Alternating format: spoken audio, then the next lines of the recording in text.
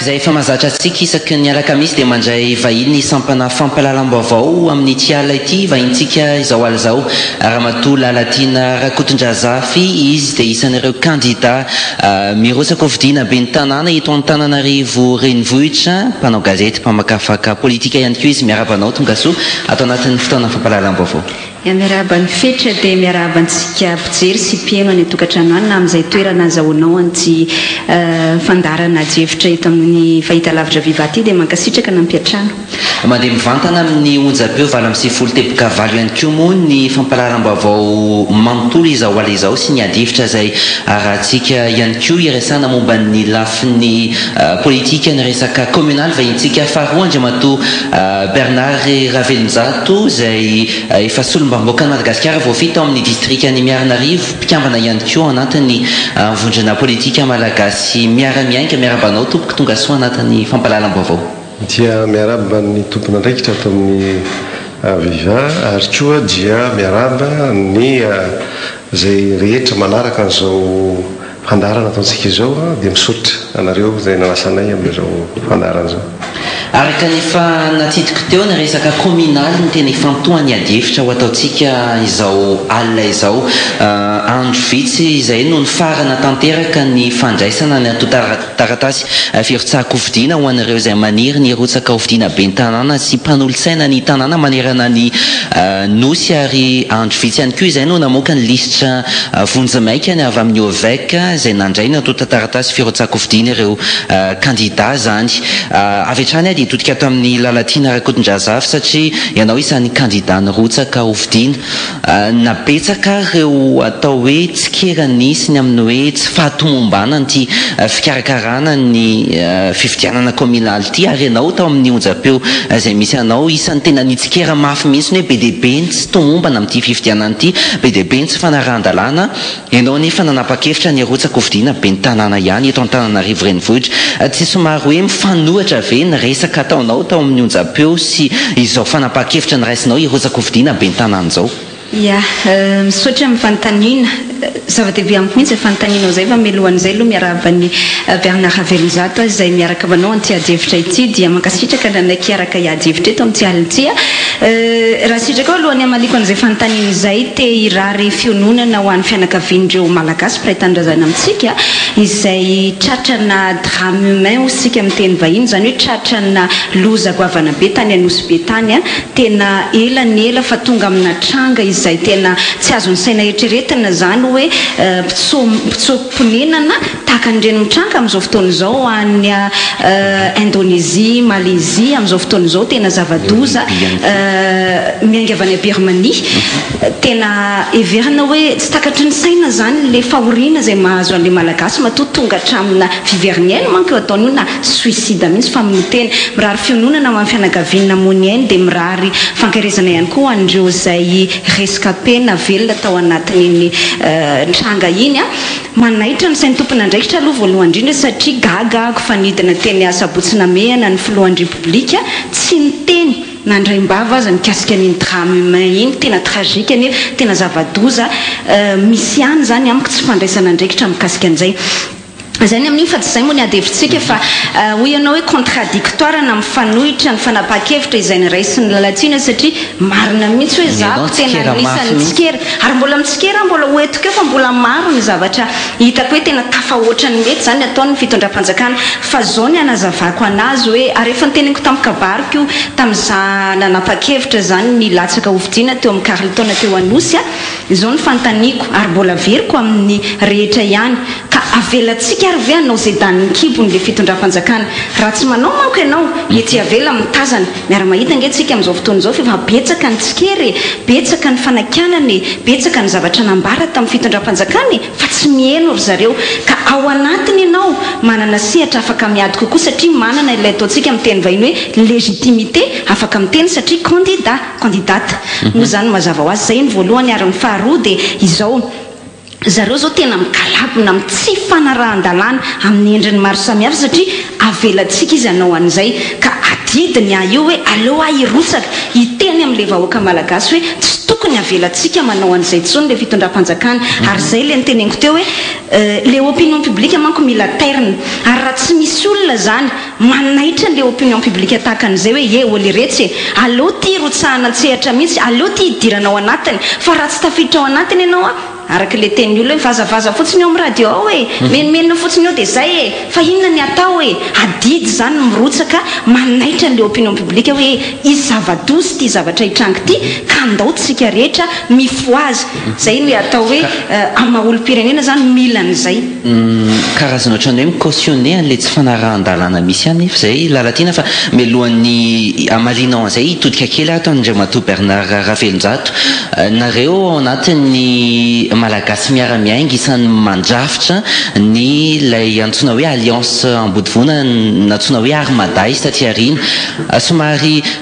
hafa noho izay fanapa-kevitra ny raisin'ny lalatiana izay ny stratéjia ny paika ny raisinareo ao anivon'ny armada satria teto Antananarivo nareo tsy nandray anjara anatin'ilay fifidianana communaly ho fampisehoana ihany koa an'izay hoe tsy fanarahan-dalàna sy tsy fahatomombanana ny fikarakarana ny fifidianana communaly zay le izy aloha zany ny fanapa-kevitra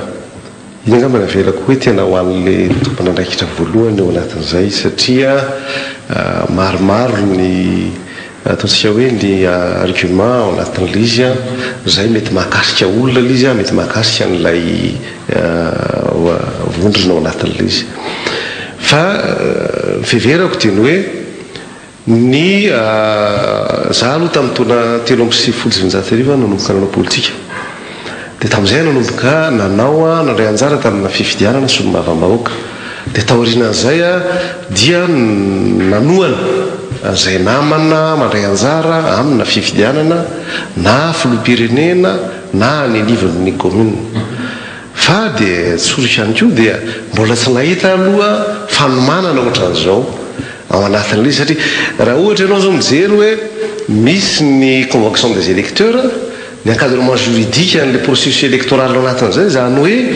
ilay didy mandalàna rehetra mahakasika an'izay ataontsika hoe fividianana hiapetraka dia efa tokony mba milamina dia mazava ny fitsipy-dalao ao anatin'le izy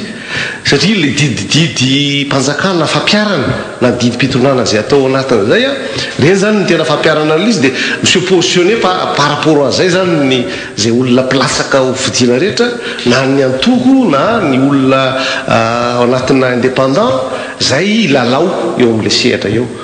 dia zay zany ny zavatra hoe hitako hoe isan'ny tsy tomombany manahirana moa ny teny hoe amateur na saran'izay fa dia ny hoe tsy tomombana anatin'le fa amateurisme mihitsy ka iarahantsika miaiky fa amateurisme ny zavatra fa ny zavatra tiako apetraka dia ny hoe araky ny sahan'ny madame Lalatina teo ny hoe raha mandeha baolina zany ao anatin'izay mandeha championnat ianao zany anao abstention zany hoe ianao rehefa tsy eny ambony terrain dia raha mamony baolina ety ianao afaka miresaka fa raha mamony baolina ianao rehefa avy eo tsy maty le baolina anao satria ianao sy joueur zay ao anatin'lay zay nefa le hoe miresaka tsika hoe be dia be ny tsy fahatomombanana be dia be ny tsy fanarahan-dalàna ao anatin'ity fikarakarana ny fifidianana communalité fahita ihany koa nefa ny andafiny hoe any ivelany hoe manao boycott ny mpanohitra na ny tsy mitovy hevitra amin'ny amin'ny fitondrana maninona tsy nandray an'izay ray zay hoe manerana nosy hitodika vetivety aloha atao amin'ny andriamatoa Bernard Ravelonjato zay ao anatin'ny malagasy miara-miainga satria manana candidat ny amin'ny faritra ihany koa ny armada sy ny MMM ao anatin'le vondrona politika malagasy miara-miainga zany satria malagasy miara-miainga antoko politika ray ao anatin'le vondrona politika eny misy efa raha amin'izao fotoana zao ny vondrona politika malagasy miara-miainga misy any amin'ny anjato mahery any zany ny milasaka ovidiana tsy hoe micautionné an'izy fa mifanontaniana hipetraka hoe raha ohatra ary ianao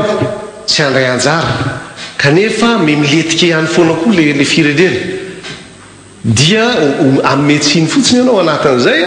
fa ianao nefa omeny olona tsiny sy omeny tantara tsiny keo ianao hoe inona ndraikitra ny raisinao tao anatin'le izy zay zany mahatonga n'le hoe voatery tsy maintsy milatsaka na dia fantatra raha fa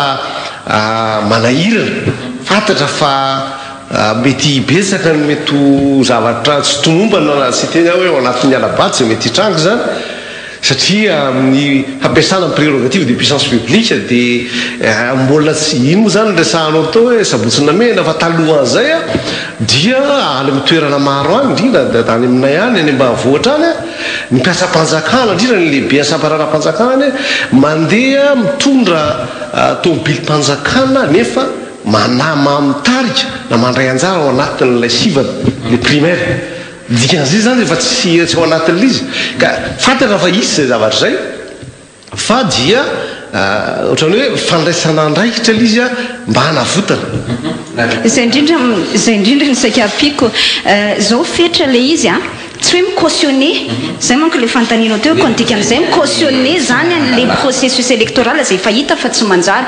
zao no ohatra andraisana anazy misy lalao baolina kitra zany ianao mitazana aty ivelany zany ianao zany memenina mba mangalatra koa le arbitre mba iangarana koa le joueur ao anatin'le lalao baolina kitra izay mandeha fa ianao ety ivelany maty ny baolina na iangarana aza le joueur dia maty dia mandresy ny mpilalao zay niangarana iny hoe rehefa mandeha ny fifidianana mandresy ny candidat ny fitondram-panjakana sy izay iangarany fitondram-panjakana miaradia amin'ny fitondram-panjakana dia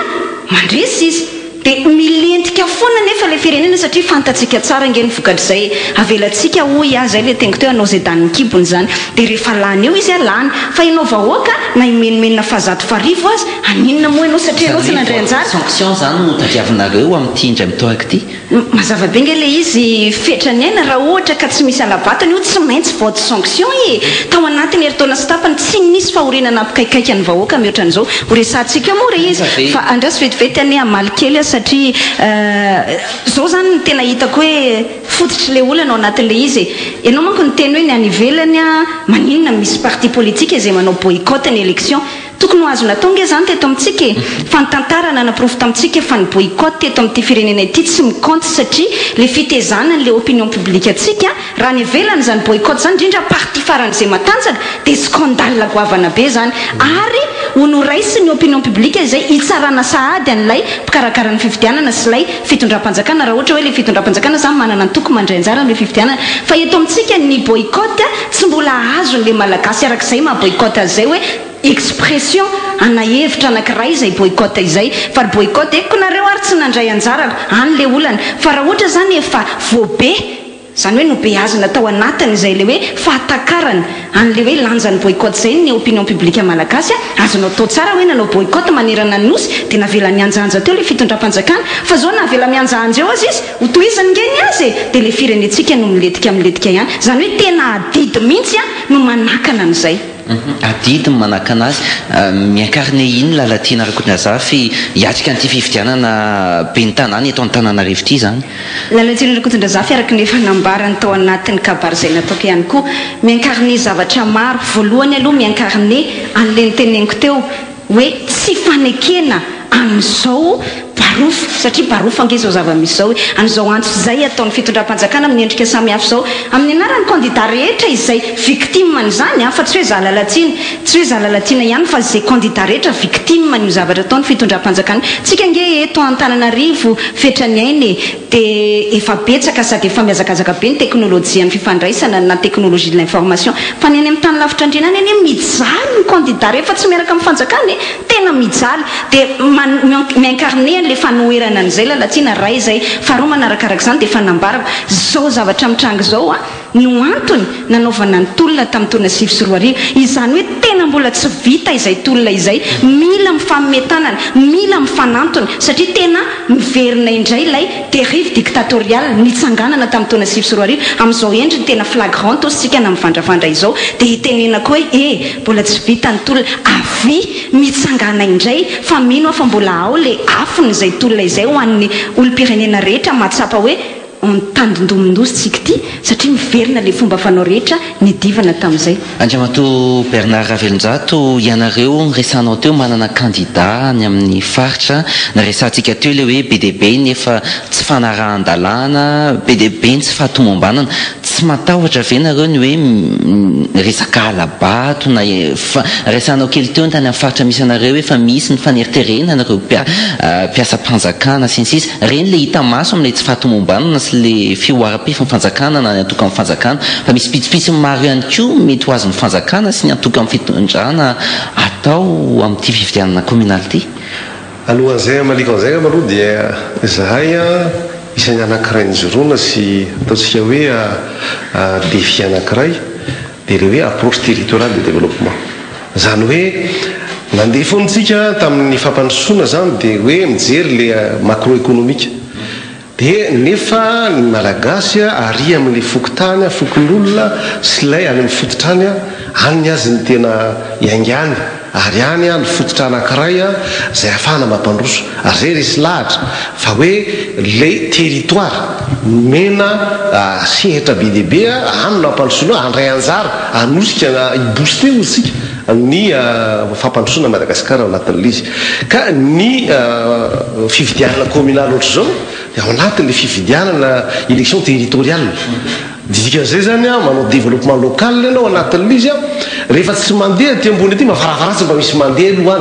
any hitanao fa na mandeha raha zany ny tsy nandeha ny zavatra rehetrarehetra teto indrindra am'izao kanefa any amin'ny commune miezaka ny olona izy sy andry anao tsy andry zay fantsakana sy anina fa tsy fa tsy miezaka izy dia zay zany no anankiray ao anatin'le izy hoe tokony andraisana tsara mafarafaratsiny mba misy faritra avitra aloha dia reny faritra avitra reny no mety manosika sy manao impulsion kanefa andrimato kafelonjato ireo ben'ny tanàna lany tsy candidat mpanjakana mety tsy azo tetikasa avy amin'ny fanjakana rehefa avy eo diso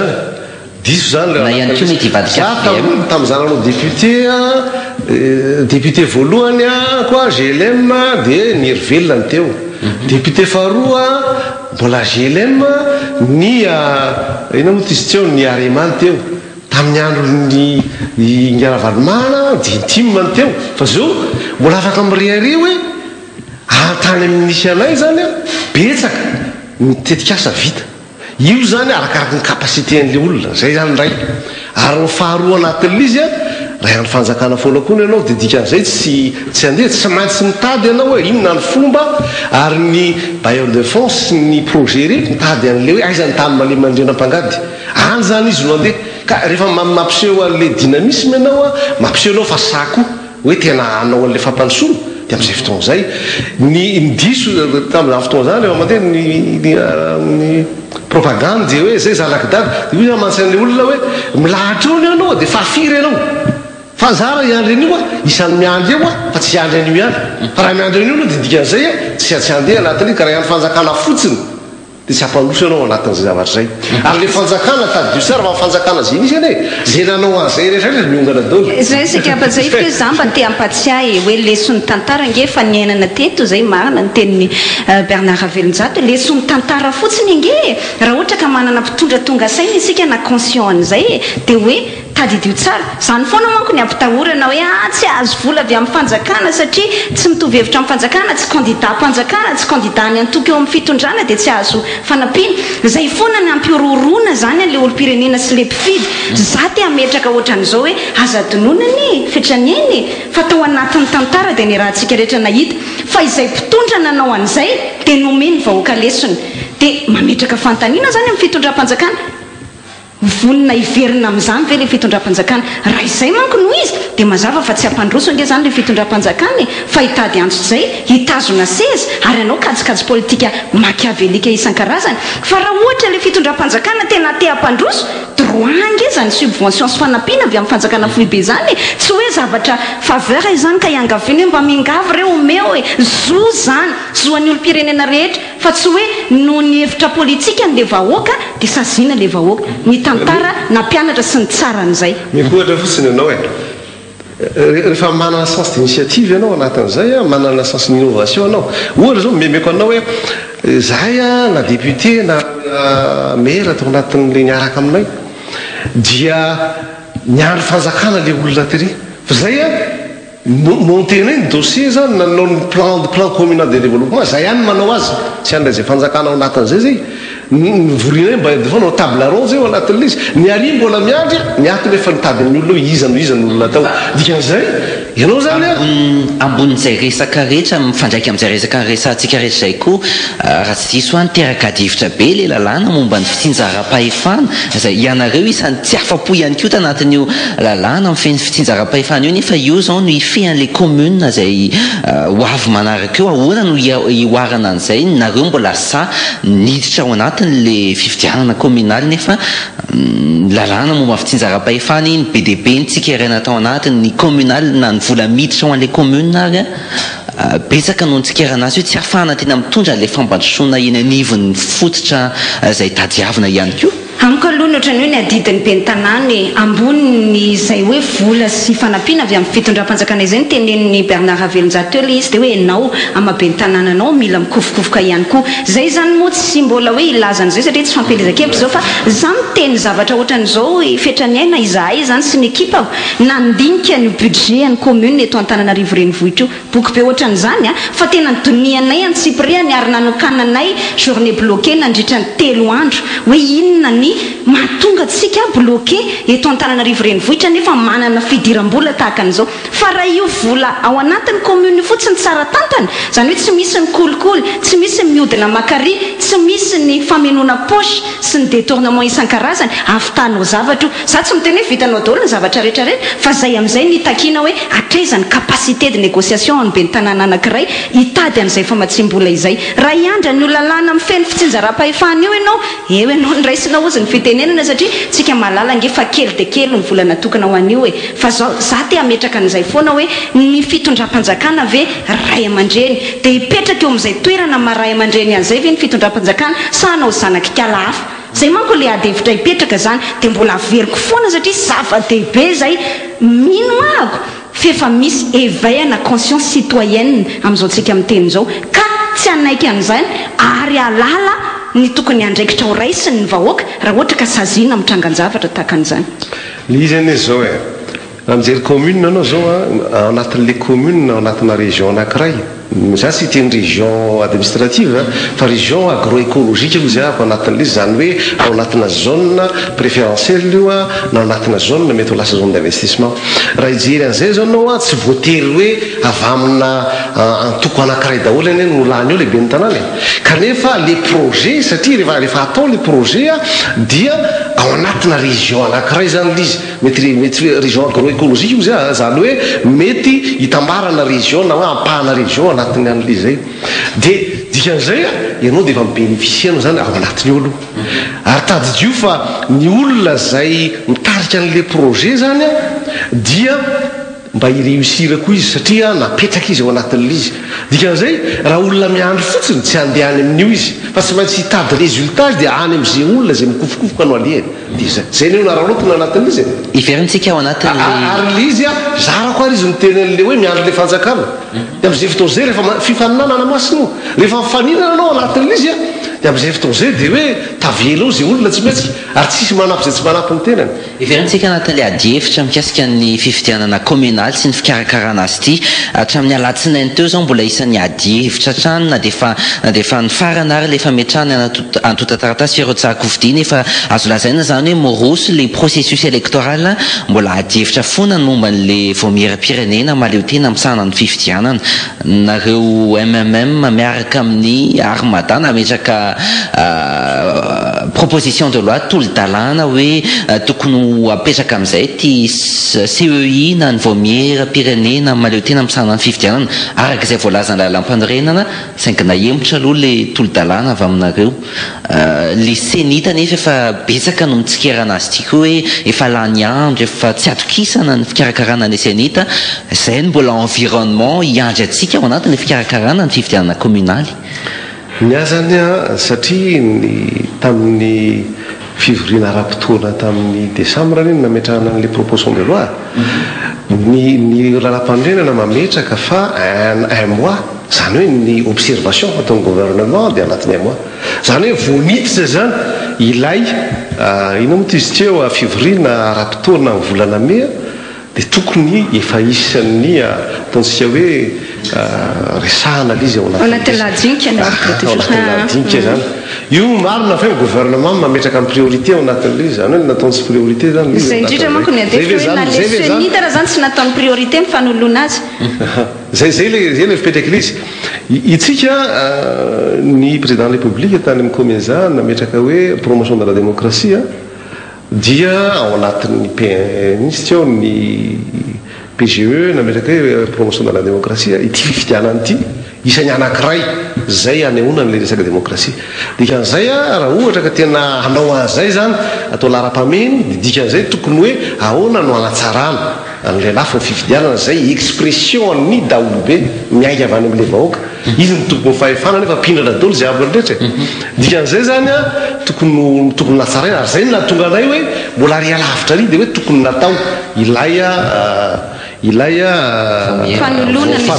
fanatsarana l izy zany zany tsy telo hoe soloana io satria sana zao hoe atsaraina l izy ao anatin'l izy mba ahafahana anana ny olona fitokisana bebe ko hatrany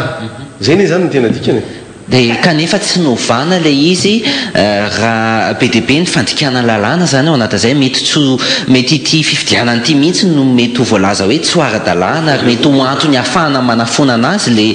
ny hoe ny fijoroana senita tsy ara-dalàna ny fahitana lalatina azy izy any io ho ataon'ny fitondram-panjakana foana aza dinony ho ataony foana io na efa miteny arytsika hoe tsy ara-dalàna ny senita ara-lalàna rehetra manamarika an'izay tsy ara-dalàna ihany koa ny zavatra nataon'ny senita raha tsy handray ohatra fa tsy ty le hoe bulletin unique izay unique zany hoe mamoehatra ty ahako dia le hoe tsy azo asiana sary tsy azo asiana anarana tsy azo asiana fanampiny fa dia logo an'le fikambanana na le antoko izay milatsaka fotsiny ny lalàna amin'ny femififidianana nge fetrany aina ao amin'ny andiny faefatra amin'ny dimapolo mametraka mazava hoe ny senita ny mamaritra ny karakteristika na ny toetoetra n'le bulletin unique fa ny senita tsy nanontaniana fa tonga dia any amin'ny ministèran'ny atany mandray didi-mpanjakana décret raisy ny ministèran'ny atitany zany zao dia efa mahagagatsika tsy raisy ny conseil des ministres fa dia tamiko dia hoe décret navoaka ministèran'ny atitany atao ohatran'izao indray hony zany hoe na zay ara dia efa tsy ara-dalàna fa za zany tia ametraka zavatra ohatran'izao fetrany aina ary zay foanany amiko tena zava-dehibe mihitsy ny famoazana n'le olo-pirenena amin'izao fotoana izao zao are andeha le fifidianana tsy ety le senita efa irahantsika rehetra mahita be da be ny tsy ara-dalàna eo ok alefasy foana le fifidianana amin'io tsy ara-dalàna be da be io fa zao samy miantsoroka ny conséquence an'izay ny rehetrarehetra na ny fiatraika an'izay ny rehetrarehetra dia ohatra za tsy miteny hoe inona sanatria hoe alarmiste fa zao miteneny namana teo ange ny sehatra resam-pirenena nge mijery hoe manahoana ny fanarahanao an'le fenitra démocratique tsy adala ny vondrona européanna namerimberina tamin'ny fahasivy volana mai journée de l'Europe hoe mila processus libre démocratique et transparente aza donona fa hatramin'izao mihitsika mbola tsy mahazo vola fa misehatra resam-pirenena fetrany eny mandeha au compte goutte zany hoe tetekely fa zara raha misy dia mbola afaka ihany ve tsika amin'izao efa mandohalika mba tsy lazaka hoe fa mandady mihitsy le firenena mbola andeha hoe hitodidoha amin'le communauté internationale ihany ka hoe ndao atao zay sitrapotsika mitsara ny eo reo fianakaviam-be resam-pirenena ireo aza donona nge fetrany aina fa tantara ho any manamarika an'izay tadidiko tamin'ny taona 2014 ny teny ny vondrona européanna sy ny communauté internationale ataovy bulletin unique io fa io mampiena hatrany amin'ny dimapolo isanjato ny fraude électorale na ny osika amin'ny fifidianana ny fanaovana bulletin unique tsy nentina nanao an'izany ny fitondrana Marc Ravalomanana tamin'izany fotoana izany nijery anie le communauté internationale navelany olany ange andre matoa Marc Ravalomanana fa inona moa ny zavatra antrany mbola tsy nisy crise mbola tsy nihetsika akory ange ny vahoaka dia efa nitodiany communauté internationale lamosina amin'izay ny fitondrana Ravalomanana tonga dia nanomboka amin'izay no hoe manameloka ny fitondrana noho izao tadidio fa vokatry le processus électoral tsy nandeha tamin'izay loany dia mametraka fanontaniana amin'le fitondram-panjakana amin'ny filohan'ny repoblika vonina iverina amin'izany tantara izany ve zay efa nampandohalika n'le firenena isika dia vonina hiantsoroka ny andraikitra ny fanaraka amin'izany ve rehefa avy eo ary aiza ho aiza isika opinion publique ao anatiny izany ny filohan'ny repoblika omaly vonina merina ny amin'ny hoe hanantanterahana ny fifidianana communaly ny fifidianana communaly fifidianana mitondra makany amin'ny fampandrosoana mety ho azo eritreretina hoe hitondra makany amin'izay ve fifidianana communaly ty ohatra mafime kosa aloha zany alefa zafady za aloha mbola tsy hamaly an'izay angamba amaly an'izay fa ny azy zany ao anatiny hoe na dia eo ara zany zy le tsy fanarahan-dalàna na ataontsika hoe fitavozavozana ao anatin'le izy a dia tokony ezaka zany na nseritana ny fitondram-panjakana zany mba miaino manana capacité d'écoute sy mba hanatsara au fur et à mesure. Za zany eto a dia tia metraka hoe ilay membre en bureau de vote ianao to miresaka hoe alabato anatin'le izy satria effectivement dia membre en bureau de vote matetika ny tena mpilalao an'io zavatra io ka le membre en bureau de vote efa fantatra tokony ovana ny membre en bureau de vote io ary ao anatin'izay fanovana zay a satria misy ny anatina fivorim-be-pokon'olona ny no anaovana le fifidianana an'le olona hoe ao membre en bureau de vote dia raha ohatra ka tsy mahatratra le quorum dia amin'izay fotoan'izay hoe misy miverina l izy dia dikan'izay tokony hovana io a tokony fixena hoe rovina no atao lay fanovana dia ampahafantarina ny olona rehetra ary ampahafantarina aminy enjeu hoe inona moa zany no very na ho azo ao anatin'le izy satria farafaratsiny mba mety mampihela rehefa mampihela mametraka azy zavatra hoe nandray anjara le olona dia rehefa nandray anjara le olona nazo légitimité kory eo dia mety iny olona ary ho tonga izy maromaro ao anatin'le fandraisana anjara le tapa-avitriana zany mba hiakatra amin'izay fotoana zay ny fanotena ny zava-misy any Andriamato Bernard Ravelonjato ny zava-misy raha misy fanovana zay ataony eo anivo ny fitondram-panjakana matetika 2 andro na 2 andro mialohan'ny ifarana le fimpitona vao mivoaka ofisial le izy ny zava-misy atahorana ihany koa mety le vahoaka mihitsy tsy atoky an'ilay fifidianana dia mety hoe tsy handray anjara hemotra mihitsy izy hoe tsy intéressé anay tsy manaitra anay ty fifidianana communal manaraka ty satria betsaka loatra le kitotoana le tsy fanarandana le izy diso satria akaiky azy io a fifidianana olona akaiky azy serasera aminy io dikan'izay a intéressé izy zany hoe tena rehefa teneninao izy ao anatin' le problème ane araka ny teneninao zay hoe 2 andro na 2 andro fa maninona moa no atao an'izay vity io ary zany zavatra zany a mbola voaty amin'ny anao ny mandray ny décret de convocation des électeurs dia fa tokony apetraka ao zay tetiandro ametrahanao an'izay dia eny dia fa zay no mahatonga anamy teny amin'izao fotoana zao hoe tokony apetraka zay dia dikan'izay a mba alefa ministère ny intérieur miaraka amin'ny serita hoe amin'izao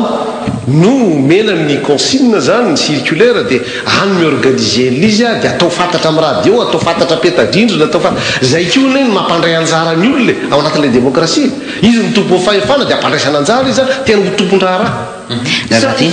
tamin'ny metimety tsy voatery mitombotra zay fomba fijeran'ny fetrany an'izay satria tamin'ny taona fitsoroary fifidiana be ny tanàna nge ohatran'izao zavatra misy iainantsika izao mihitsy ny tena efa ohatrany hoe ny olona rehetra efa nahita hoe efa voasoratra milohatra mivokatra ne fa tadidiontsika tsara fa zay mihitsy ny natonga ohatrany hoe teto Antananarivo renivohitra satria eto moa ny tena milatsaka dia mahafantatra zany ary efa mba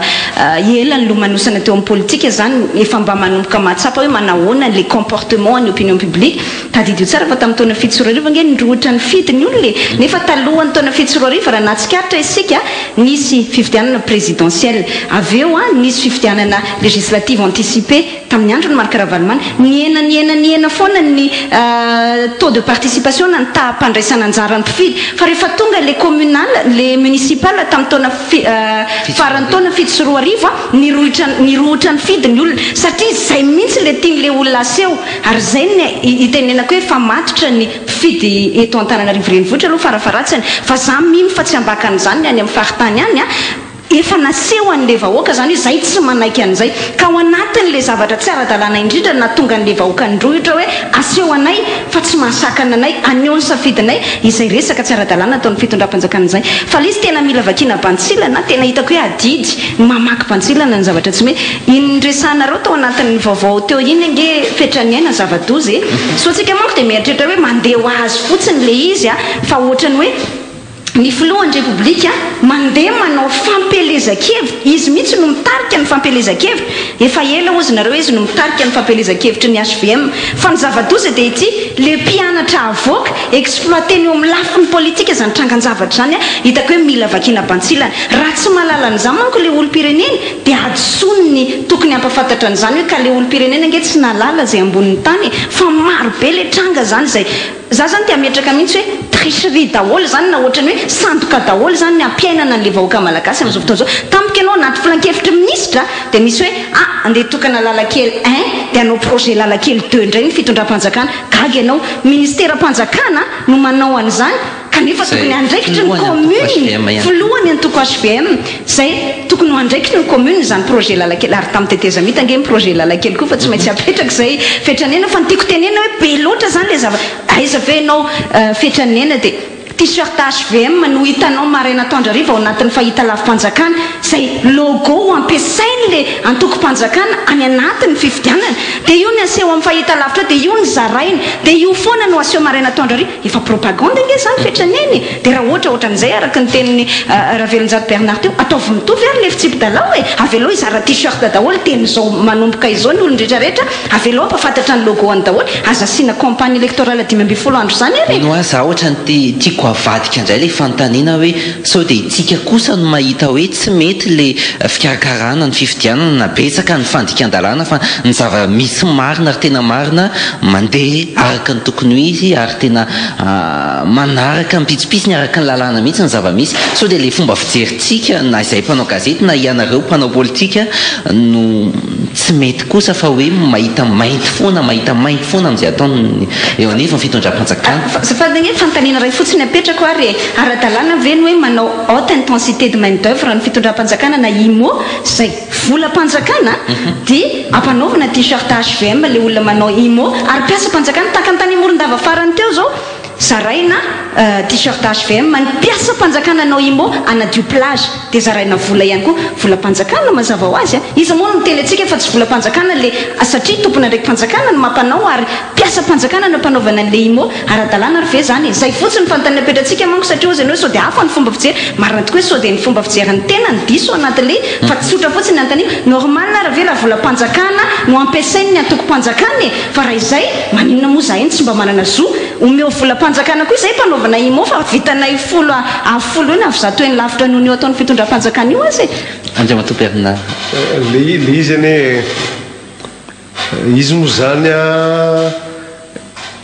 tsy manao araka izay veriny fa hoe mety amin'ny metiny ny azy assise du pouvoir ny azy no ataony eo anatin'le izy fa ianao zany mamaky an'le lalàna za manokana zao mambola atao amin'ny CST dia malala ny code électoral atao anatin'le izy zao ny esprit an'le izy dia efa zay no amakiko azy dia ao anatin'izay ny jerenao hoe inona le zava-misy inona le voalaza ao anatin'le texte zay zany no ananina l'izy fa ao anatin'izay tia metraka aminao ary anatin'le anina hoe rehefa lanzo le lalàna mifehan'ilay fitsinjaram-pahefana misy anakefatra izy moa tao anatiny tao dia niala foana zany lay 2401 relative aux régions zay tamin'ny région tamin'ny tetezamita natalohan'izay dia ny hoe ny lehibe ny faritra no sady solotena-panjakana no chef de l'exécutif de collectivité dia migaga nyzarana gaga dia ny hoe misy lehibe ny faritra maromaro misolono nefa iroso ary efa tenenina hoe amin'ity taon'ity iroso amin'ny élection régionale inona moa tena na ena zany efa niena le attribution sy le fonction nefa napetraka anao inona dia rehefa mijery anao rehefa aveo ary to tia malasa HVM na olonano HVM nefa zany efitra hoe le administrateur civil le maramila soloana tao reny mba ataontsika hoe pseudo neutre kapa fa tsy hoe neutre tanao zavatra zany hoe ahoana tsy teny ianao hoe misy tsy fanarahan-dalàna mety tsy fanarahan-dalàna mety hoe tsy voatero anaty lalàna zay fa ao anatina kajy anina politika dia ianao tonga dia miteny hoe inona moa ny tena an'le izy ary tsy vitan'izay apiko zay satria tia tena hitako hoe zava-doza fa ohatrany hoe tsy dia voavakim-pantsilana loatra na tsisy piresaka loatra rehefa vita avy nametraka sy ny safidy ny candidat ny HVM rehetra manerana ny Madagasikara ny lehibe ny faritra dia mba ahafahany manao fampielezan-kevitra zany tampoko ianao mahita ny ministère ny atitany secrétaire général ministère ny atitany teto aminareo mihitsy nahitako azo miteny hoe manomboka izao ange efa tsy représentant de l'état intsony ny lehibe ny faritra ka gaga ny tena rehefa avy nametraka ny candidat ny fitondram-panjakana zany a dia amin'izay mba hafahany manao fampielezan-kevitra dia amena pseudo neutralité zany a le préfet de région indray ny tena solon-tena-panjakana fa ny lehibean'ny faritra efa tsy solon-tena-panjakana intsony inona ary zany zao le lehibean'ny faritra hatramin'izao tsy voafaritsika hoe inona ny asan'ny préfet de région inona ny asan'ny chef de région maninona ny tsindravana ary le chef de région maninona tsindravana tantera fa mbola nitazomina ihany satria maniny ho an'ny olom-pirenena nge ho an'ny any ambanivohitra rehetra any ty mbola lehibean'ny faritra amin'ny fanjakana io zany karaha manao fampielezan-kevitra izy tena mandresy lahatra n'le candidat hoe fidio le candidat mpanjakana nefa ny zavatra misy amin'izay fotoana izay rehefa ho antanina ny fitondram-panjakana dia osy hoe eny izy nge afaka manao fampielezan-kevitra satria tsy fonctionnaire d'autorité any le hitako hoe tricherie oa fitaka daholo a le zavatra mitranga amin'izao fotoana izao tsiko ananina anatin'l'izy dia midresaka abaka teo hoe le décret pris en conseil des ministres pour nomination andreo olona lehibe amin'ny faritra reo niazaka zanany ila izy fa le décret pour nomination an'le préfet zay hanao an'ilay hoe firy nisan'ny mponina firy nisan'ny mpanolotsaina tara atao anatin'izy zay zavatra zay anao dia raha itena hoe mitavozavoza dia ohatrany hoe olona nianatra be an'ireo tsy mitavozavoza fa inina atao zany iny nareo mahita hoe zay mahatonga an'lizy oa hoe na inona zany a dia lasa ny sainao dia zay mahavaly le tenao teo hoe ka ara-talàna ve satsia ary apetrakintsika amin'ny olona rehetra zay nareo mahita hoe misy kasikady politika vao andro vitsy lasa zay ny tanterana tato anatin'ny fotoanany fampalalam-baovao ny amin'ny hoe nametraka nanangana commune roa vaovao ny avy amin'ny fitondram-panjakana tamin'ny aralana didim-panjakana manampy reo commune zay nylaniana tetsy amin'ny anteny mera-pirenena zato mahery izy zay raha tsy diso dia nisy commune anankiroa zay natsangany gouvernemanta tamin'ny aralana didim-panjakana any amin'ny faritra vadivafidy vinany ihany kajikajy politika ihany koa ve no adikanareo ny zava-misy takty nataon'ny fitondram-panjakana farany ity dia le antony tena natapatsinay mihitsy ny raha olom-pirenena mandinika zany dia tapatsinay hoe tena mba mandray ny olona ho zazakely le fitondram-panjakana misy commune hony zay safotry ny tondra-drano dia lasa nanjavona dia voatery ny taty commune vaovao zany zao dia tena hitako mihitsy hoe infantilisation na fanabadona fanaovana zazakely ny olom-pirenena zany le malagasy zany zako te ametraka an'izao hoe nikazikazany fitondram-panjakana nge dia tsotra izy azahoana commune faran'izay betsaka zany hoe ho ampelantanany dia hitenenana hoe matanjaka le atoko-panjakana dia mietrehitra hoe assise na hoe tafapetraka tsara ary miraikitra tsara eo amin'le seza fa zao nombola ny tantara ihany satria tsika tsy miala amin'ny tantara fetrany aina tamin'ny fitondrana rehetra ny fandimby nge dia tadidio fa nanana tanjaka teo amin'ny fitondrana daholo ny olona niongany na ny olona nesoro ny vahoaka teo amin'ny toerany izany hoe ntytsika tenenina amin'izany dia ohatran'izao tsy garanti ho an'ny fitondram-panjakana ny azahoany commune be da be fa vao maika aza mampiletika ao anatin'izay kajikajy nareo ve zao manana candidat amin'ireo commune roa vaovao natsangana tamin'ny alana nadidim-panjakana reo tsy fantaro namfisiny raha dia tsy fantany angafany tsy fantaro fa ny QG ny malala an'izay hoe ahoana ny amin'le izy fa ny anankiray tiako resahana dia hitanao zany ny sénita ny rapporteur général ny sénita zay mpanao gazety ko izy dia nilaza il y a 3 mois ngamba zay momba ny hoe décret tokony ho alana pris en conseil des ministres mba hafahana mamerina le vola nalohan'ny olona tamin'ny 2010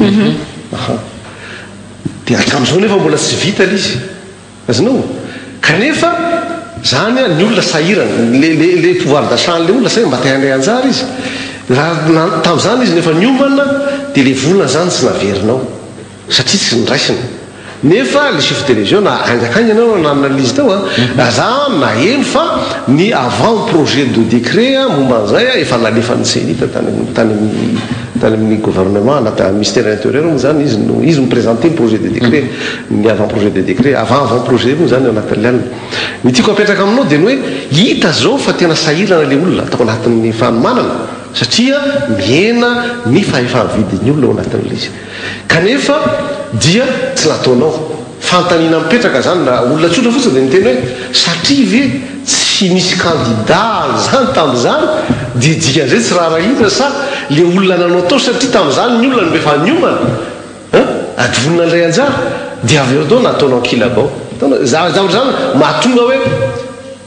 na inona tenao na inona ataonao tsy maintsy lasa ny sainao anatin'izy hoe misy kajy politika foana ve ao anatin'izay tia misy ohatra anankiray tena hitako hoe zava-doza nataony fitondram-panjakana ihany koa fa somary ohatra ny varimbariny tsika dia ohatra ny hoe tsy manao an'le rapprochement mivantana zany vo tamin'ny afakomaly ny tale général ladoine ny teny tamin'ny ainao manjery tamin'ny fahitalavitra zany hoe manomboka zao efa tsy ara-dalàna hatramin'izay moa ozy ny système de groupage ho an'ny mpandraraha zay manafatra entana avy any ivelany zany le groupage raha zavaiko tsotsotra dia hoe tia conteneur anankiray 40 pieds dia ao anatin'io ohatra zany hoe tsika telo mianada eto zany zao samy mpandraraha fa tsy mahazaka mameno conteneur anankiray fa mba mizarazara zany dia mora kokoa ny saran'le fanafarana entana amin'izay fotoana izay dia tampoko eo ny direction générale en douane dia manapa-kevitra hoe manomboka izao tsy azo atao intsony ny groupage efa tsy ara-dalàna io ohatra amin'izay fa dia navelana atao teo fa zao izy zany ho enjehana amin'izay inona moa ny kajikajiny eo anatiny dia hoe ho avy manko ny fividianana ny candidat madinidinika na ny eto andrenivohitra na ny any amin'ny faritany anafatra entana avy any ivelany cadrete électoral dia atambatambatra mazava ho azy satria ianao tsy afaka tsy afeny conteneur refa ianao nga moa toko-panjakana ka hoe anambola be sady anana faveur ery amin'ny douane ery dia tsy maintsy mamoaka vola ianao amoahana an'le entanao sy ny sisa dia dikan'izay mba hanenanao an'le frais dia tsy maintsy mitambatambatra ianao dia gafina amin'izay zany hoe tsy azo atao ny groupage dia amin'izay fotoana izay vomafina pénalisé zany voasazy zany le candidat madinidinika zay mba manafatra ny entany cadrete électoral isan-karazany any Chine fa tsy takatra le fitondram-panjakana dia ity tsy le candidat ihany ny voasazy ao anatin'io fa ireto mpandraraha madinika sy salantsalany reto Péorirke, Sitike, Supreme Center reny ange manao groupage daholo ary tsika malala fa tsy afaka vitsy ihany ny teny hoe mpandraraha ka azaka conteneur anankiray zany hoe anazy rery na ny opérateur minier io mandefa entana any ivelany na ny manafatra entana reo mivarotra produit importé isan-karazany reo akoatran'ireo hoe vaventy zany tambatambatra daholo reo na ny mpanao informatique téléphonie mobile akanjo sy ny sisy reo dia ndika amin'izay zany sazinao koa reo zany hoe ohatrany hoe mila vaniny amin'le vahoaka malagasy mihitsy le fitondram-panjakana zany kosa tsy maintsy vakina banitsilana satria hitako fa tena zay manko le nanontaniana hoe ara-dalàna ve sa tsy dia aray-panahy ianao tsy maintsy hiteny ihany ohatrany mba hafahafa kosany zany tsy vitan'izay ihany fa ny ianao manko ny teny hoe ny famerenana le vola tamin'ny taona 10 fa nga vitan'izay ihany na le fampandoavana caution lafo be an'le candidat zange na le hoe fanasarotana le antota taratasy filatsako vidinany hoe izahay za nahita satria za candidata nahita nge ny fahasarotana zany azy eto Antananarivo mety hoe accessible ny bureau-mpanjakana isan-karazany fa mba hitreto nge ny any ambanivohitra voatery mandeha tongotra 4 kilometatra lavitra zay vao mahita bureau-mpanjakany androany ianao asiny manao logo androany ianao asiny manao bulletin unika miaraka amin'ny sarinao raha mpitso indray hono miova le izy fa tsy misy sary indray hono lasa manova logo indray zany le olona izy niady an'izay fanampony fotsiny hoe teny frantsay daholo ny antota taratasy ianao ve dia mieritreritra fa mahazo teny frantsay daholo zany hoe asarotina loatra le izy satria kanosa le fitondram-panjakana kanefa le fifidianana communaly hoe natao hitondrana makany amin'ny fampandrosoana le izy aloha zany amin'le fampandrosoana ity amoso raha ohatra ka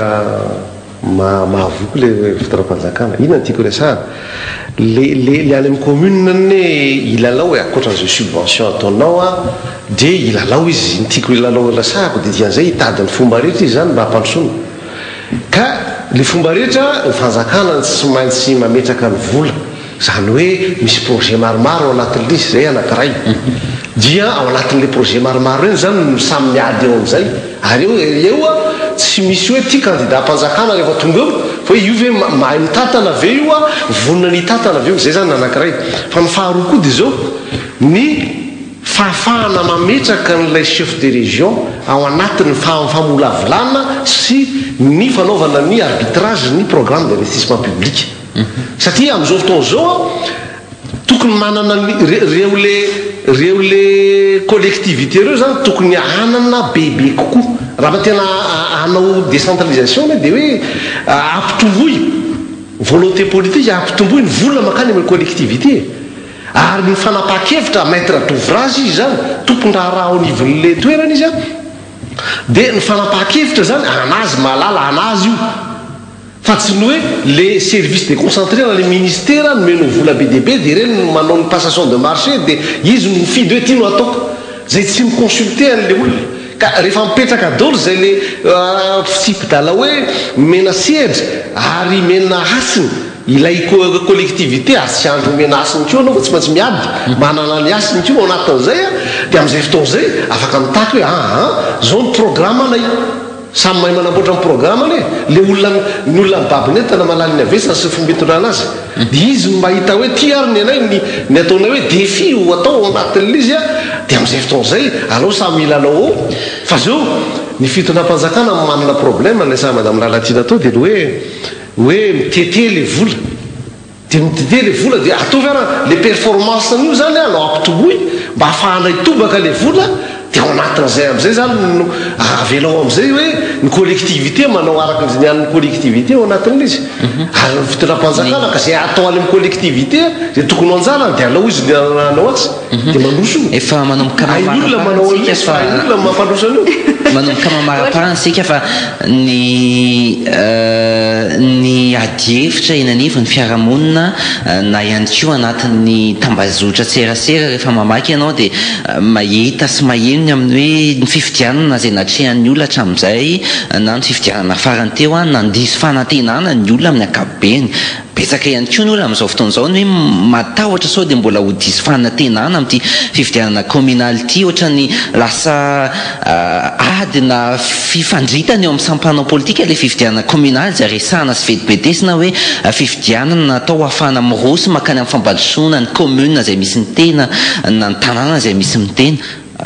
zany adievitra eny anivon'ny fiarahamonina eny manahoana ny fahitanareo an'izay ahiahan'ny olona ny amin'ny hoe ho diso fanantenana sy mahakivy le raharaha-pirenena na le raharaha politika amin'ny ankapobeny mihitsy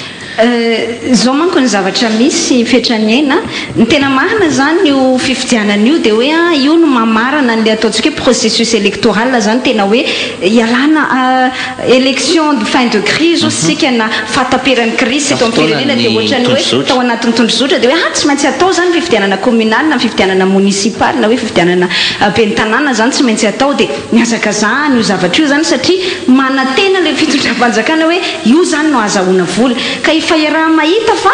feno daholo ny ingrédient rehetra osika na ny fangaro rehetra ilazana tsy sanatria vava miteny hoe mampatahotra na alarmiste fa feno daholo ny fangaro rehetra ilazana hoe tsy anjara nge le zavatra eo aorianany fifidianany fa zao ny zavatra misy le fitondram-panjakana zany satria tsy maintsy miazakazaka amin'io izy amin'le fanantenana ny tenentsika teo hoe sao dia mba azahoana vola avy any ivelany io isokatra ny robinet amin'ny famatsim-bola avy any ivelany dia tsy mahita intsony zany hoe ty zavatra ty ane misy andeha ataontsika hoe défection collective zany hoe misy fialan'ny olo-pirenena zany miraviravin-tanana misy résignation anatin'izy fa zao le vahoaka malagasy io fa teneniko ombeny foana ary anairako zay matoa zany mameramberana an'izay dia tena tehiteny mihitsy hoe ry fitondram-panjakana mbola misy farafahakeliny fahatongavan-tsaina avy ao aminareo ka andeha risque an'izao zavatra izao ve tsika ao anatin'izay satria zava-doza manko izay nyteneninao zay hoe kivy la vahoaka fa diso fanantenana foana ary vahoaka malagasy kivy eo izy diso fanantenana eo izy ela be zany hoe misy ohatrany hoe misy miadakadana zany misy processus d'incubation ela zany ao anatin'le vahoaka malagasy eo fa rehefa mifoa io zava-doza afaka mise permettre an'izay ve ny firenena efa mandoalika amin'izao fotoan'izao zay foana ny any tiako averiny satria marina fa le fahatsompanantenan'le vahoaka lalina dia io koboniny ao anatiny ao fa zao 10 taona nge ny fitondram-panjakana zany hoe anana fotoana ve igerena na hitantanana ny fahasorenan'ny olona foana le fitondram-panjakana fa tsy anao zay ampandroso an'le firenena zay ny any fantaninantsika apetraka le izy koa ny zao ilay fitondram-panjakana voatery tsy maintsy tsy afaka anao an'izany hoe anilika ao anatin'le izy ny antony dia tsotra le izy raha ohatra ianao anatin'ilay candidat mola zany hoe candidat mpanjakana dia reny a ny zavatra hitako zany fa atao anatin'ny fotoana mba nanaovako politika dia reny a dia miandry eo ka ny olona amin'izao fotoan'izao efa mahatsapy ihany koa ary zay ny hoe diso fanantenana izy raha ohatra hifidy olona zay hiandry filaharana fa tsy olona hikofoka sy hiaro ny tombotsoana zay zany no anatin'le izy ho diso fanantenana ray izy ao anatin'izay fa izao zany no olona akaiky azy olona hiaro ny tombotsoany ny olona hiaro ny tombotsoan'le commune ampandroso an'le commune dia olona tokony hijery izy hoe io olona io ve dia avy eo hoe ny antoko ve afaka manoana azy ao anatin'izay fa tsy hoe ny fanjakana ve no andrasanao dia iandranazaka ozy isy avy eo zany ny olona rehetrarehetra no olona hoe manana initiative manana dynamisme manana personnalité zany hoe mijereny olona ao anatin'ny laniny ary manana fahasahina ny tena malaza azy dia hoe manana fahasahina sy fahavononana ve fa zao fotsiny le izy fetra mampadisy fanantenana ny olona nge misy frustration zany hoe malahelo ao anatiny eo izy satria mahatsapy izy hoe misy zavatra tsy rariny loatra mitrangy zany hoe le sentiment d'injustice zany mipahana be mahatonga ny olona hoe diso fanantenana fa izay mihitsy ny ilaina an'le hoe candidat manana an'izay fahasahina izay andeha hiady an'izay tsy rariny izay ho an'le vahoaka satria raha tsy misy miaro vahoaka tsisy miady tsisy mitondra ny teniny dia eo foana izy eo foana izy eo foana izy misy foana koa ny mpifidy teto Madagasikara dia le hoe rastare mangatabady dia nahandray mety mangataka na ny anahambady akasitraka ao eo anao anatin'le izy le olina nga hiaraka aminao foana zay ny le problema le olona hiaraka aminao ifanerasera aminao zay atoninao ary hieritseritra momba n'le faritra zay le ny olona tokony hofidina akasitraka lalatiana ty fantaniny ty ho apetraka amin'Andriamatoa Bernard Ravenjat satria ianao isan'ny candidat eto Antananarivo manahoana ny fahitanao na ianareo avy amin'ny vondrona politika malagasy miara-miainga ireo candidat zay lisitra fontsimaika na voakan'ny ovaika misy asivy izy ireo ny azakazaka amin'ny fifidianana communaly eto Antananarivo renivohitra manahoana izy ianao dia manao na fahitanao anareo ny firafitra ireo mpifaninanareo araky ny andrasany ny mponina Antananarivo na araky ny andrasany sehatra politika amin'ny akabeny ve ireo candidat misy asivy ireo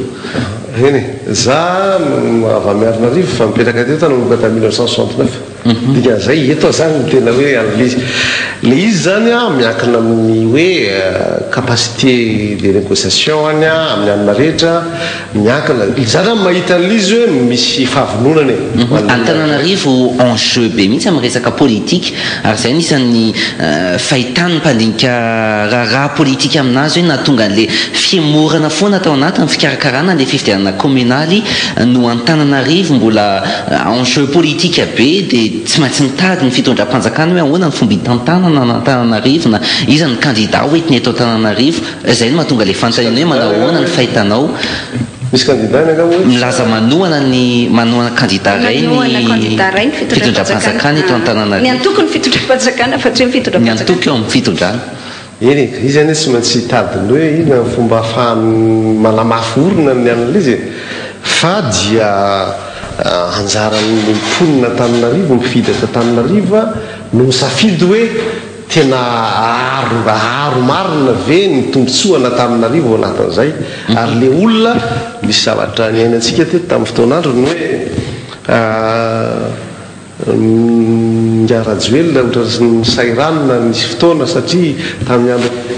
sara koa dia sahirana koa tamin'ny dia iza ny olona sa hiatrika an'izay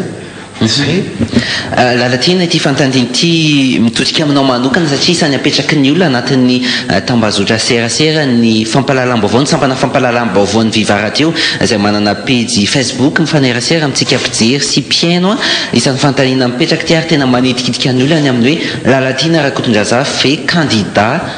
toana ny vondrona politika mapara na ny Alliance républicaine de Madagascar na ny Armada eto Antananarivo za ko angamba tsy afaka hiteny eo amin'ny toeran'ny mapara sy ny Armada satria ohatrany hoe misalovana zay anjara tsy tokony ho aza fa ny zavatra azoko apetraka fotsiny dia ny hoe ny lojika ny fanaovana politika ary zay no mahatsara nyty fifidianana be ny tanàna itsy indrindra ny eto Antananarivo renivohitra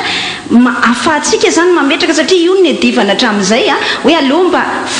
vondrikery politika matanjaka roa na telo ohatra ny any ivelany any hoe ty républicaine ty démocrate dia reo ny miady amin'ny fifidianana ahafahana mametraka an'izay tsy fifidianana amin'izao fotoana izao ty mbola roa ny rapport de force matanjaka eto Antananarivo zany za kosa tsy ampiambambana fa mpanitry tena tanteraka afaka milaza hoe mba miincarné ny valeur zany hoe ny sotoavana izay maresy lahatra ny Armada ny Mapara satria satria famille politikeako ireo zay ny malaza azy amin'ny teny vahiny zany hoe fianakaviako politika noho ny foto-kevitra hitovizana ny ao anatiny amada ny ao anatiny mapara izany hoe tsy ambonina zany fampanetretena everiko fa afaka miincarneany zay valeur na ny foto-kevitra hijoroana sy arovandreo vondrondreo zay ako za tsy miambo mihitsy oa sady tsy soratena fa gambany zareo afaka mandinika tsy mamaly an'izany amin'ny fotoana mamety azy fa za afaka miteny fotsiny hoe ny foto-kevitra hitovizana ny sotoavina arovana hitovizana ny afo miredareda ny tolona tamin'ny taona 2024 izay nijoroana hitovizana ny zavatra rehetra hitovizana tsy mitsahatra manao tolo-tanana hoe avy hiaraka ao anatiny zao combat na niady anankiray izay atao zao araka le fa niteneniko tany am-piandohany hoe tsy mbola vita nge ty ady zay atao ty raha vazo mitovy ihany nahoana ny andeha hita rano izy ny teny vahiny mamarana ny fiarahana sahoana bernaka veljato me izy ato manko mamarina ny fiarahantsika omeko minitra roa ianao lalatina hitondrana teny famaranana ny amin'izao ady hevitra momba ny fifidianana communaly vao resantsika teto ihany koa hatramin'ny resaka hoe fitsinjaram-pahefana amin'ny akabe ny ray ara-pirenena amin'ny kabe ia ny amarana koa zany gama dia ohatran'izao fetrany aina hoe misaotra satria ty sehatra anankiray zany ahafahan'ny tena mba mitondra ihany valiteny mikasika an'izay hoe fanamariana atao momba ny tena ny anatin'ireny tambajotra sosialy ireny na ihany koa eny amin'ny fiarahamonina samy hafeny inona moa ny zavatra ho ataon'ny lalatsiana fa eo any mitabataba ao anaty radio ny tena hainio mivazavaza mahaivava akovavy maneno zany daholo manko ny tsikera mahazo ny teny za zany te ametraka ohatran'izao ary za tena miteny ny mpanoana mihitsy ary miangavy ary apetraka zao hoe elako tsiny raha ohatra misy teny tafa ohatra avy amin'ireny mpanoana reny ataony amin'ny candidat adversaire hafa zany fa za te ametraka hoe raha ohatra tsika te hampiakatra niveau an'le débat dia tsy any amin'ny hoe eny marina moa fa tsy mahita zavatra itsikirana ny teny izy akoatran'izay zany dia voatery tsy maintsy lasa ohatrany hoe attaque personnel hoe ianao ohatran'izao ianao ohatran'izao fa tsy any amin'le tena adefitra débat d'idée zany no apetraka za zany te ametraka hoe tokony débat d'idée no atao hoe fa za te anao ohatran'izao ny candidat rehetrarehetra teo ange akoatran'ny candidat zay toana ny fitondram-panjakana mbola tsy nitondra ny commune ahoana sady moa ny ahafahantsika amin'ny teny rehefa tonga eo io dia anao an'izao na rehefa tonga eo io dia anao an'izao satria tsika mbola tsy afaka mitsara an'izay satria mbola tsisy nitondra reo candidat rehetrarehetra reo ny tonga dia itenenana zany rehefa tonga eo lalatina dia menomenona fotsiny ny ataony ohatra ny hitako hoe somary gratuit ihany zay zay le teneniko hoe tsisy argument hafa manko any anjehana lalatina dia voatery tsy maintsy ohatran'izay fa zahako miteny hoe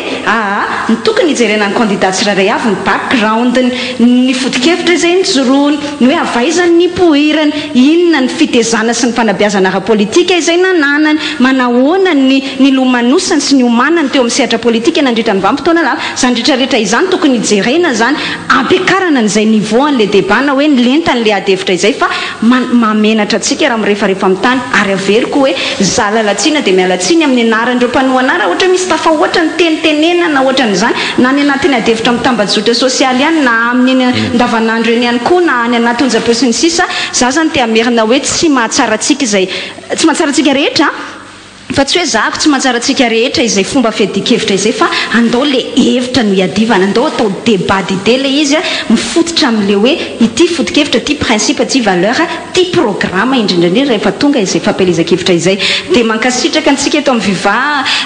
name an'ity sehatra hitenenana ity misaotra betsaka ny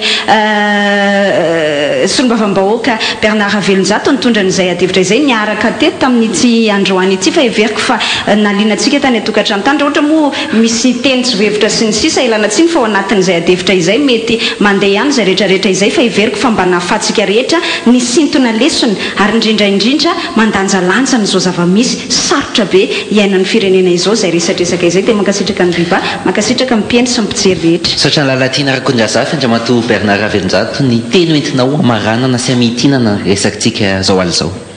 mbola maveritsika teo izy rehefa resahan'ny olona rehetra mandeha amin'ny ainao manjery koa le hoe maro ny zavatra tsy tonombana dia ny antenaina zany amin'le fotoana zay mbola mba misy fotoana ihany dia ny tompona ndraikitra mikarakara mikirakira ny amin'ny intérieur indrindra ny ao amin'ny senita dia antenaina fa alatsara amin'ny performanceny mba hananany olona confiance amin'ilay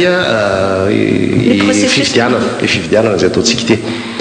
ao anatin'izay zany ozy ilay fanovana an'ilay membre ny bureau de vote a ny fahafahana mamoaka any amina toerana maro misy any toerana zay tsy takatry ny ainao manjery tsy akao gazety dia mba atiravana hoe mba misy affichage mba misy fahafantarana hoe zao ane a ny toromarika rehetra zay voalaza ary mikadre ao anatin'ny didy aman-dalàna ao anatin'le izy ny faharoa dia nresahanao tao le hoe diso fanantenana am'ty zany a rehefa tsapanyolona zany zay fadiso fanantenana zay zao zany ny fotoana hoe akaiky azy farafaratsiny raha tsy voavitra le firenena va farafaratsiny le eo am'le toerana zay misy azy no mba afaka hoe voavitra dikan'izay le safidy atao zany a dia miarasina français hoe vote sincère et responsable manana andraikitra tokony andraikitra am'le vote eo ka raha ohatra zany le olona ka vidinao nono hoe satria rasaremanakabady de le valy apetraka koa fa tsy nefa le araka aminao ao na hoe satria amina fansakany io dia am'izay fotoana zay iandrale fansakany fa tsy olona dia niaro dia dikan'izay a olo diso fanantenana ka diso fanantenana raha indre mandeha indroa anao diso fanantenana dia hoe ka azo le ferina fa ty zany ny fotoana farafaratsiny a mba tena zay le hoe conscience citoyenne resahana teo le citoyenne te mahampirenenanao ary matokony ny fahefananao matokony raharahanao zany a no tokony ampiasainao hoe mandinika tsara hoe iza le olona inona programma hoentiny ahoana capacité anaovany an'izy a zay zany no tokony baiko no safidy ao anatin'le izy ary efa mabetsaka zay nresahana hoe misy alabato hoe misy mba tokony koa mba tena apisehotsika amin'ny mamalagasy homendrika satria ny fotoana tena ny tainom-boavady tena tsisy mangalatra ka am'izao fotoana zao mba mipetraka amin'ny mahasotoavana malagasy zay a dia mba homendrika amin'ny madagasikara sy ny malagasy ny zavatra zay ataontsika am'ty le mandeha ty sotranao nanaiky ny vahiny tato anatin'ny fotoana ny fampahalalam-baovao ihany keo télévision zany nandray anay a nalasanay ao anatin'le izy volanitra lehibe zany mandeha misorandrina amin'ny farany eto ny zao ady hevitra izao